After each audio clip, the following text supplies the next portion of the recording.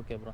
So ಇವಾಗ ದೇವ್ರು ನಿಮ್ಮ ಮುಂದೆ ಬಂದು ಒಂದು ವರ ಕೊಡ್ತಾರ ಬ್ರೋ, ಯಾವ ವರ ಕೇಳ್ತೀರಾ, ಯಾರಿಗೋಸ್ಕರ ಕೇಳ್ತೀರಾ? ದೇವರು ವರ ಕೊಡ್ತಾರೆ ಅಂದರೆ ಏನು ಕೊಡ್ತಾರೆ? ಏನು ಕೇಳಿದ್ರು ಕೊಡ್ತೀನಿ ಅಂತಾರೆ ದೇವರು.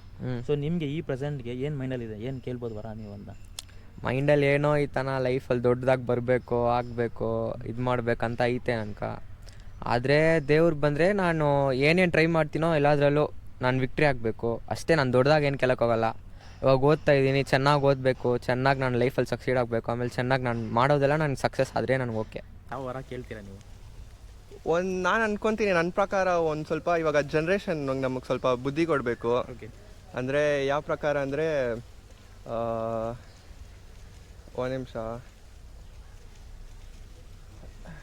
ತುಂಬ ಒಂಥರ ಪ್ರಾಬ್ಲಮ್ ಆಗುತ್ತಾನೆ ಬ್ರೋ. ಇವಾಗ ಮೈಂಡ್ ಸೆಟ್ಟೇ ನಮ್ದು ಇವಾಗ ಹೆಂಗಂದರೆ ವೆಸ್ಟರ್ನ್ ಗೊತ್ತಲ್ಲ, ವೆಸ್ಟರ್ನ್ ನಾವು ತುಂಬ ಅವ್ರ ಕಡೆಯಿಂದ ಅವ್ರ ಇದ್ರ ಪ್ರಕಾರ ಇನ್ಫ್ಲೂಯೆನ್ಸ್ ಆಗ್ತಿದ್ದೀವಿ. ನಮ್ಮದೇ ನಮ್ಮ ಇದು ನೋಡ್ಕೊಳೋ ಥರ ಇದಿಲ್ಲ. ಇವಾಗ ಏನು ಕೂಲು, ಇವಾಗ ಹೆಂಗೆ ಡ್ರಿಂಕ್ಸ್ ಬರಲಿ, ಡ್ರಗ್ಸ್ ಇರಲಿ, ಅದೆಲ್ಲ ಬಂದು ಅದೆಲ್ಲ ಕೂಲ್.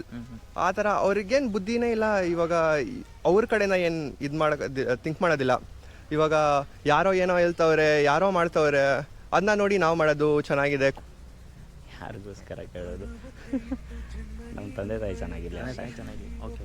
ಇನ್ನೊಂದು ಪ್ರಶ್ನೆ,